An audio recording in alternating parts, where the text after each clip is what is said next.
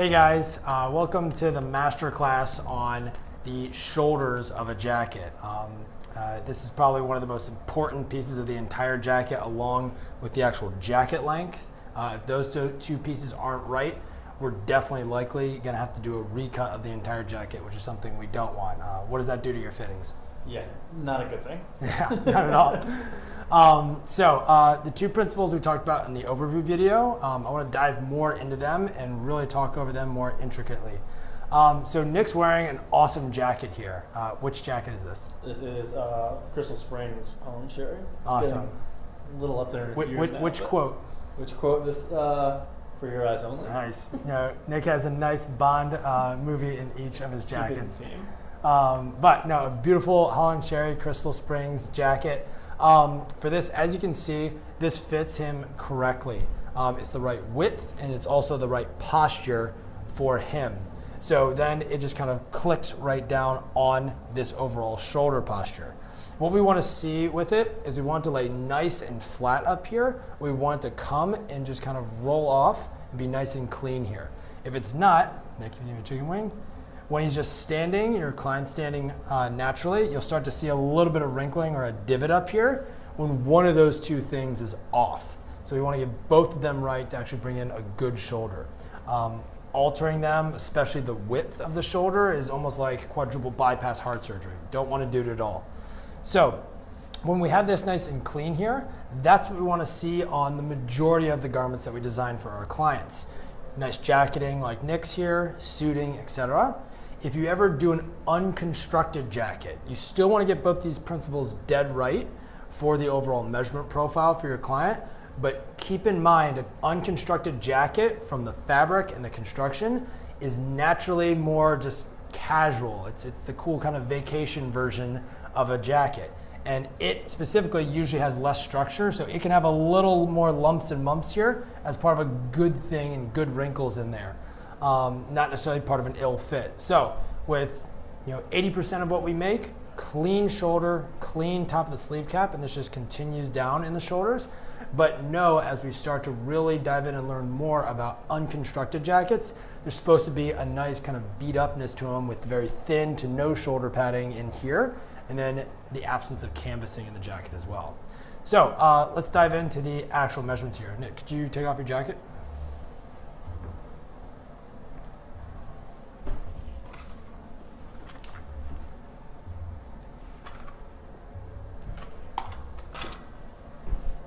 So the first thing we want to know, obviously Nick's wearing a really, really great, well-fitted, not standard shirt here. But if you could move over just a little bit that way, awesome. But what we want to see, actually let's move back a little bit, awesome. But what we want to see with the actual shoulder measurement is, if you turn all the way around, we'll show them your back kind of frame here, is when we're sizing it up and we kind of put on a master garment and we try on first, as always, a master garment that's probably going to be a little too tight for your client. That's on purpose because you want to first make sure that the back shoulder is a little too tight and then just move up from there. You never want to think you have it right on the first jacket, but you could have sized down to an even better fit. But when we establish the actual width with the actual feel here, or a master garment jacket, which is the more accurate way to do it, then we actually mark our shoulder points and we set them so then we can take the sleeve lengths right from that point and we can take the front shoulder right from that point.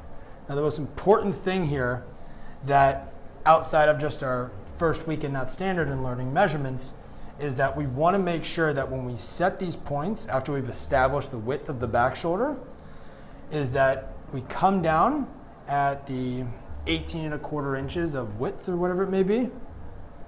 We want to make sure that if this is kind of the midway point in the actual shoulder here, we want to set it just in front of that here. If you want to get even more detailed, as I mentioned and go in depth in the lapels video, is that if you think of this as a back third, middle third, and front third here, it's right on the border between the middle third and the front third. And so when we put that there, that's very important, because if we ever put it further back, as a lot of us, including myself in our history, have tended to do, thinking that that's just the width and I'm going to set it based off going over the nape, Then see how that adds almost a quarter to half an inch to the front shoulder there. Same on the other side, you almost have a half to a full inch added to the front shoulder measurement, and that could drastically swing or make or break the actual front shoulder, determining how hunched or erect the jacket should be constructed to match exactly what Nick's posture is or any of your clients. So really important point there to actually hit it just in front of the actual midway point here. So when we actually take the back shoulder measurement, we go up over the nape. The front shoulder, a really good thing to do here is take off your tie. Nick, if you could give me one of those.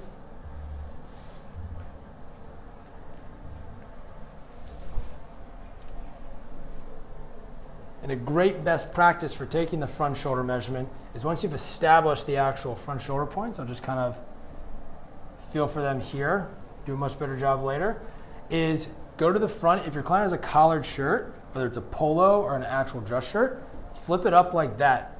Because what you're looking for in the front shoulder measurement, and an accurate front shoulder measurement, is to go from point straight across to point. And once you have it, Nick, could you take a deep breath for me? Exhale. And see, now he's relaxed and he's in his natural hunchness or erectness or normalness of his actual shoulder posture. And I get an accurate measurement across the front, and I don't have a tie or the actual collar, or the collar just being down and pushing these out more, getting in the way or influencing the measurement at all. This is really a measurement where quarter inches, eighth of an inch really matter. So when we get that correct posture and the shoulders correctly fitted just to exactly how Nick's body is, then it really eliminates a lot of those little pesky things that we see, from dimples in the shoulder or excess fabric in the front or back, or just not fitting across the back panel or the front panel in the chest. So two main measurements that really give a lot of benefit throughout the entire garment.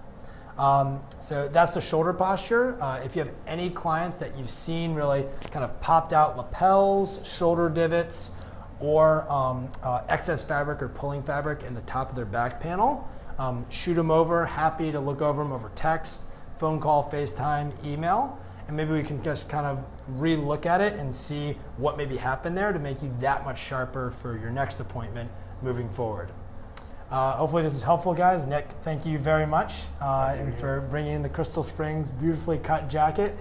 And as always, guys, if you have anyone who has a really odd shoulder, maybe they even tell you they like broke their collarbone or something like that, taking for profile photos for the most normal posture to the most Quasimodo irregular posture is the best thing you can do, because it allows us and our tailoring technicians to look over it. Enjoy, and thank you, Nick. Thanks, Louis. Appreciate it.